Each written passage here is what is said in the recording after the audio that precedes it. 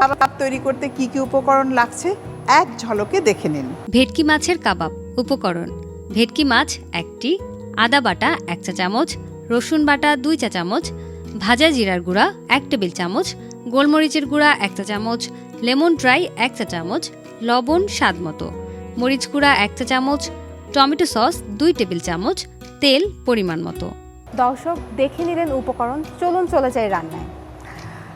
আসলে এই যে ভেটকি মাছ, কোরাল মাছ, এটা আমার খুব পছন্দের একটা মাছ। আমারও খুব কারণ পছন্দ। এতে প্রচুর পরিমাণে ওমেগা 3 থাকে, যেটা কিনা আমাদের স্কিনকে ভালো রাখে, চুলকে ভালো রাখে।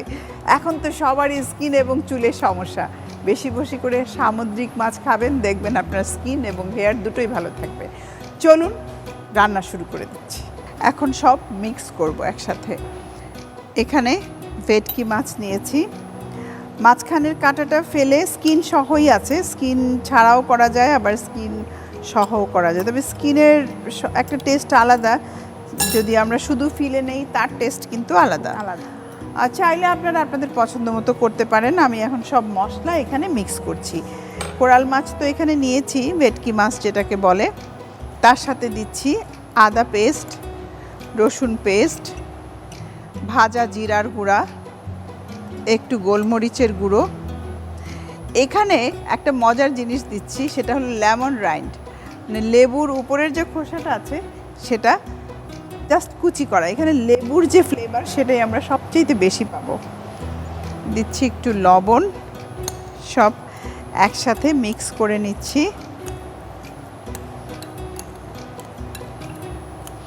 এখানে ঝাল যেটা, আমি একটুখানি মরিচ, গুঁড়ো মরিচ আমরা অ্যাড করতে পারি, অথবা গুঁড়ো মরিচ ছাড়াও খাই।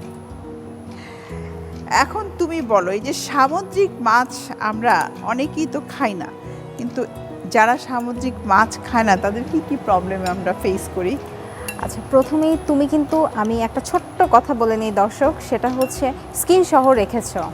তুমি কি জানো যে মাছের স্কিনের নিচে একটা তেল থাকে, এই তেলটা আমাদের হার্টের জন্য অনেক ভালো।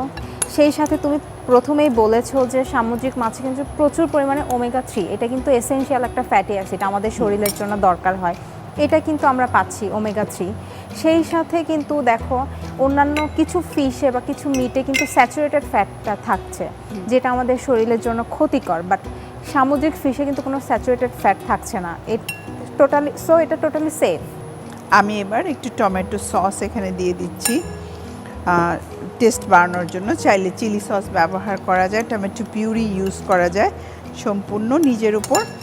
এখন এটা আমি মানে বাসায় যেটা অ্যাভেলেবল, হ্যাঁ অ্যাভেলেবেল, একেবারেই কোনো ইয়ে নাই যে আমার এই ছাড়া ওই হবে না, ওই ছাড়া তাই হবে না, এরকম কিচ্ছু না। হাতের কাছে যা আছে তাই দিয়েই। হ্যাঁ, আমাকে তেল দিয়ে দিচ্ছি। সর্ষের তেল হলে ভালো হয়, সর্ষের তেলের একটা চমৎকার ফ্লেভার আসে, সর্ষের তেল দিয়ে বেশ ভালো লাগে খেতে। আমি মাছগুলোকে গেঁথে নিচ্ছি।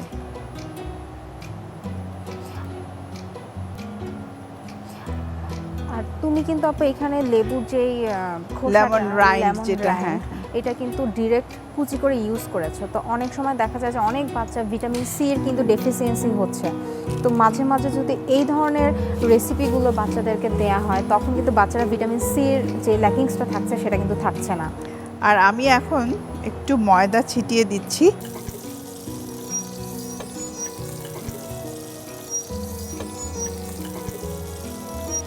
ঢেকে ভাজতে হবে, মানে গ্রিল করতে হবে অল্প আগুনে। আমি আগুনটা কমিয়ে দিচ্ছি, তা না হলে পুড়ে যাবে। একটু উল্টে দিব। আমাকে আরেকটা চামচ দিতে হবে। আপু একটা স্মোকি ফ্লেভার আসছে। হ্যাঁ, পোড়া পোড়া ভাব, আর ময়দা তো আছেই সাথে। নরমালি কিন্তু দর্শক চিন্তা করে এই স্মোকি ফ্লেভারটা খাওয়ার জন্য, আর এই পোড়া ভাবটা না হলে কক্সবাজারে যেতে হবে না। হ্যাঁ, তো প্রিয় দর্শক, আমার মাছটা পুরোপুরি গ্রিল হতে সময় লাগবে আরও 5 মিনিট। নিয়ে নিচ্ছি টেল প্লাস্টিক্স রান্নাঘর থেকে ছোট্ট একটা ব্রেক। আমাদের সঙ্গেই থাকুন।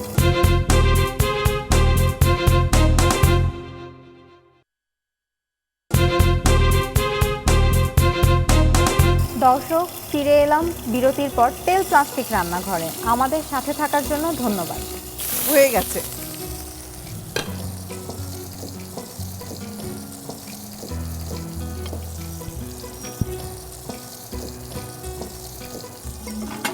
পোড়া পোড়া একটা ভাব চলে এসছে।